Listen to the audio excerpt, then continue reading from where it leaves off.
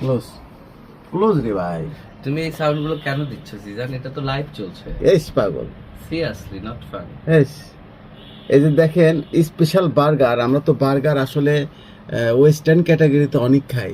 ও মাই god, এরকম burger কি কখনো চোখে দেখছেন আপনারা? এটা বার্গার বানানোর পরে, এটা হচ্ছে যে বার্গার বানানোর আগে। তাহলে এটা নাম হচ্ছে বাংলা বার্গার।